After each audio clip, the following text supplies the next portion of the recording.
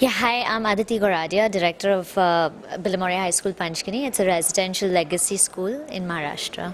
So how has been your experience at the World Education Summit this year? We love it. I was there at the Leadership Summit earlier this year, and it's just so well organized. It's a great platform for educators to get together to collaborate, and the hospitality is phenomenal. It's just everything's in place. We don't have to worry about anything except for getting along with each other. So it's amazing. So what are your expectations from today's summit? As the second day of the World Education Summit, any important sessions you're looking forward to, or any topics of concern that has been discussed? Most of the topics are very relevant, and they're also varied. So there's a lot of different things that we're touching base on. And since we're a legacy school, we've been around for over a century. We have our own set of struggles in terms of progress, in terms of learning, and the exposure really helps us. And discussing policies, which is one really great thing that's happening here today, is just discussing the new policies and stuff, and that's going to help us grow as well.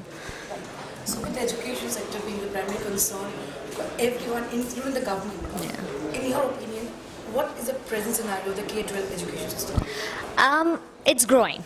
There's more openness than there used to be, but we still have a long way to go. It's a long road full of struggles because there's this dichotomy of the old versus new, tradition versus progress. How westernized do we want to be? Do we want to be westernized? Because within our own system there's a lot of good. It's just that we need to hold on to the stuff that works and then maybe find new things to add to it. So I think it's a struggle that all the educators here are talking about and working on, but there's a lot of passion that I see here in the educators for teaching, for learning, and that's going to help.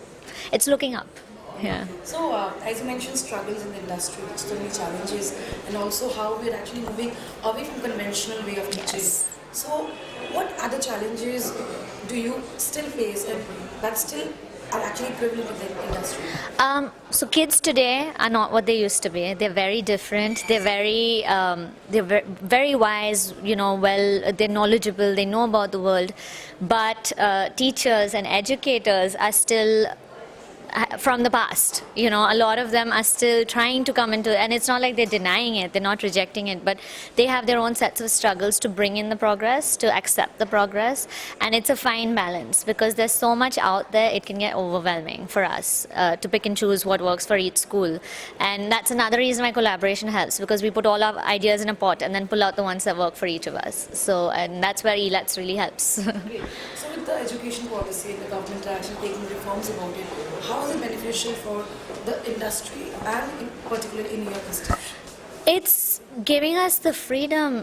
For the longest time, I think schools and institutes did not have the freedom to innovate, to explore, to acknowledge the child. It wasn't child-centric for the longest time. It was more rote learning and percentages and numbers. And I think the government is also acknowledging that in a global climate, we need to match expectations of the world, not just expectations of parents or the country. So, as India is moving forward, our education system has to move forward. And they are working on it. We're all working for it. So lastly, to end of the conversation with you, what is the future of K-12 education? Where do you see it? I see it growing phenomenally. I do believe, and it's a conversation I keep having, that over the years I think board exams and standardized tests will become defunct. I don't think we're going to place as much emphasis on it because it's all about skill learning, culture, a global culture, human culture, humanities thing. A lot of companies are not wanting engineering degrees anymore. Google's also saying it's about skills. It's not about only the degrees. So let's make an amalgam of all of it. And at Billimoria, that's what we're trying. We're doing a lot of hands-on stuff, a lot of freedom. We believe in helping children find themselves. That's our tagline, the school for you, find yourself. So it's all about kids figuring out what they're passionate about, what they're good at, and both of them don't need to be the same thing. You can be passionate about something and not good at it, but work hard and get there. And I think the education system is moving towards helping each child do that. So it's good growth for the country.